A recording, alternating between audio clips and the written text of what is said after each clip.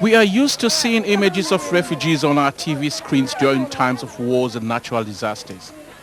But what happens to these people after the camera crews have left? When it comes to refugees, the world's attention seems to be focused on Afghanistan. But there are millions of refugees all over the world, like here in Guinea, home to tens of thousands of Sierra Leoneans and Liberians who fled fighting in their countries. But the world seemed to have forgotten about them until a report earlier this year made the world stand up and take notice. 2 months ago, the United Nations Refugee Agency, UNHCR, reported that aid workers in West Africa were demanding sex in return for the food aid they were supposed to give. That's how the baby of 14-year-old Maria came to be fathered.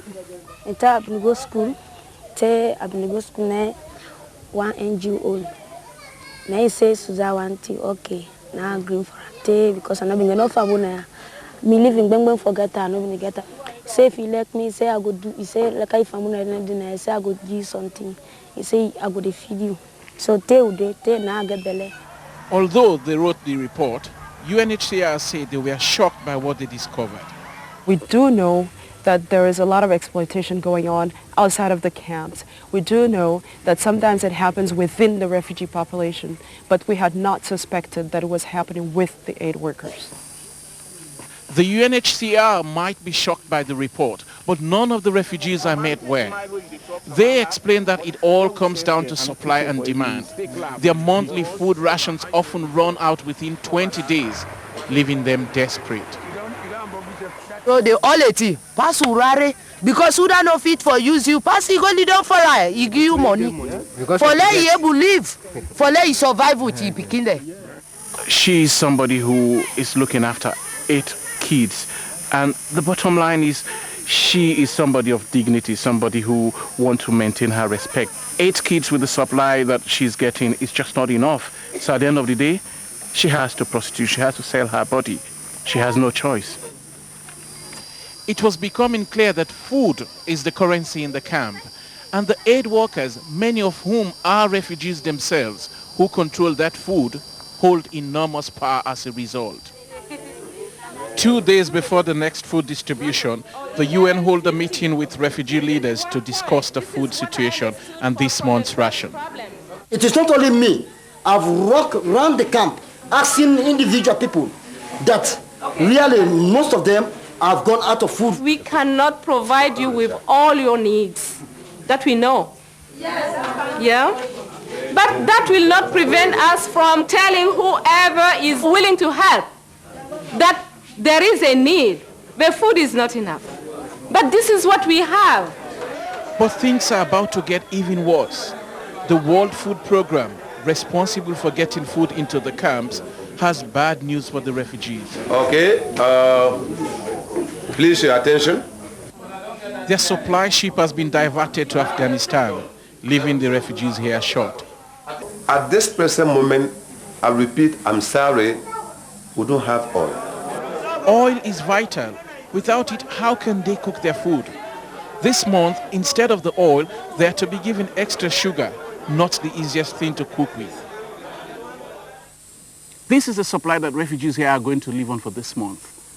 This is going to be their daily ration.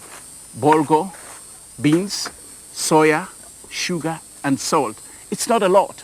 And worse, there's going to be no oil this month. So some of them would have to trade some of these for oil. They also need fuel to cook and books to send their kids to school. They need clothes, so they will have to sell some of these. And when you take away some of these, refugees are left with little or nothing. And as a result, young girls here have no choice but to sell the only thing they have left, their bodies. Mato knows the economics of the camp only too well. She was 17 years old when an aid worker first approached her. We found her preparing the last of her rations for herself and the 5-year-old son, fathered by the aid worker. That's in the worker now. They man then grab them go and I will not be to take supply again. So the man said he wants me. He help me, he give me card. So we go there for take the supply panda card. Don't say me I've been going to school. So that's when me and this man begin for love. That's not them being going done there. We begin for love me at this Maya. So I take better for 1 month. He say, hey, not to me.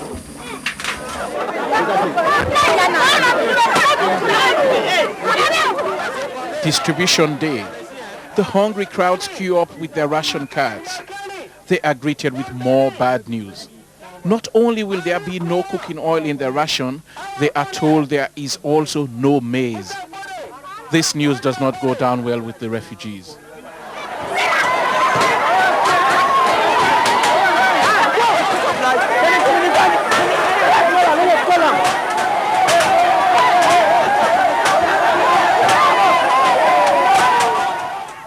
The angry crowd rushed to where the food is. The French aid agency in charge of distribution was ready to call it a day. No. I'm going. You have to solve the problem today. You have to solve the problem today. This is Premier Urgency's first contract for distributing food. But already, Charlotte has little sympathy with the refugees' behavior. So actually, they are never happy. Whatever we change, they are never happy. So, you know, that's their main occupation. They complain.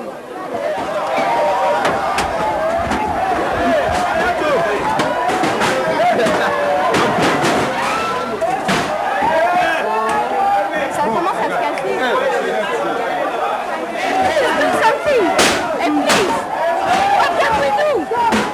I don't know actually. A refugee has been hit by one of the rocks.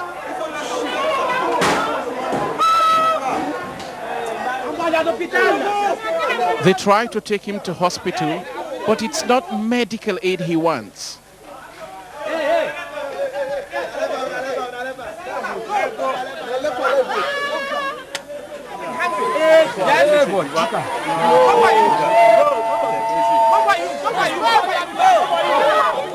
Charlotte remains defiant. Are they going to get the supply today at all? My whole staff is totally stressed. Some were crying. I don't want to distribute. I come back tomorrow if the thing settles down and if people are more quiet, we can arrange something. But the point is they're saying, the ration has been reduced and it's not likely that it's going to stop if they are not assured that they're going to get all the usual ingredients. If they don't accept it, I don't come back. So anyway, at the end, eventually they will have to accept it because they have no choice. I have no choice. But Charlotte discovers that there is one choice left to the refugees. If they are not given the food, they can always try to take it. Charlotte desperately calls for help, but too late.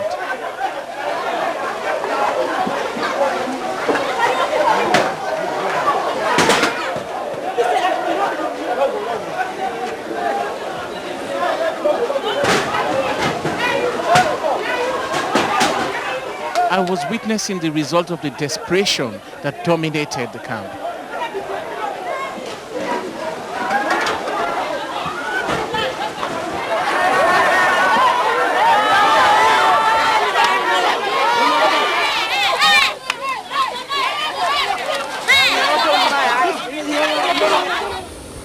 Tensions in the camp were now so high that the army was called in. First, they removed the barricades the refugees had hastily put up, and then they escorted the aid agencies safely off the camp. Back at the food depot, those who lost out in the riot are left to pick up the scraps. Once again, it's the vulnerable who suffered as the food was taken by the young and strong. It's now 1 hour after food distribution was meant to happen. No one here is surprised that this riot took place this morning. There's confusion all over the place. Nobody knows what's going to happen now. But one thing we know for certain, there's going to be no food distribution today. I went to visit Mato after the riot. Like most people in the camp, she missed out in the scramble for food, and I found her resorting to cooking leaves she picked in the nearby bush. She tells me that without food or other essential supplies, women and girls in the camp will have to continue to sleep with the only people they feel can help them, the aid workers. They making the doing they want now. Let me show you now today. Like today now, so you see what happened. I get that ball. Today now we not get supply. Tomorrow if supply not there, how come? if we can't do that. I ain't making it with doing that thing. We're not doing that with our heart, but hungry can make it, you do that one. If you're hungry, unless you do it. So is more food the answer? More food would be very helpful.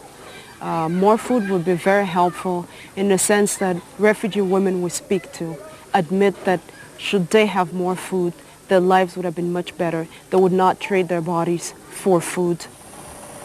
But there is division amongst the aid agencies here. Those who are responsible for bringing the food into the camps see things differently. I don't agree with the fact that food is a major issue. It could eventually be increased, but it wouldn't change much. I would rather see what are the needs of the beneficiaries and give them what they need instead of bringing in food and then let them exchange the food to buy other material items than eat in their households. So the refugees are having to swap some of their meager food ration for other vital supplies that they are not given, like wood needed for cooking. Those who can't swap food for it and won't sell their bodies for it must venture outside the camp to get it. But with the forest full of gangs of young men, this is highly dangerous, as this girl found out. Just yesterday, she was attacked here. The man jumped on her, brought her deep into the forest. She was shouting for help, and then he took out a knife and forced her to the ground here. Put inside my cross each other. Each year it was the all night they dump me. Now gone. They dump me, like they mass me, they mass me, but they beat me, they kick me, they take stick, they beat me back. Well, let me myself will cry and I alone. One of the recommendations in the report was for more protection officers to look after the vulnerable. 2 months on, there are just 2 such officers looking after 50,000 refugees in the camps. But the biggest help, say UNHCR, would be more food. But there's little sign that donors will give any more.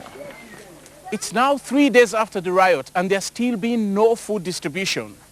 The result? More hunger, more anger, and more desperation. And the one thing I've learned in my time here in the camp is that desperate people are forced to do desperate things. In response to the report, UNHCR is now drafting a code of conduct which will attempt to ban the abuse of power and sexual exploitation by aid workers. They hope it will be adopted by all aid agencies. But the feeling in the camp is that it will take more than words to stop young girls giving their bodies in return for aid. Because I know nobody will help me. If you say they help me, like I know enough, I'm gonna do it.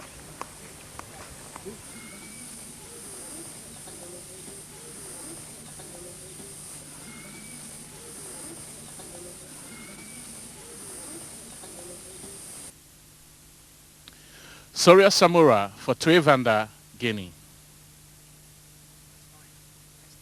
For the National, I'm Soria Samura in Kisidugu, Guinea.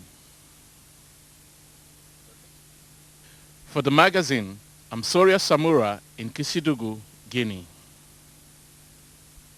Soria Samura for Foreign Correspondent, Guinea.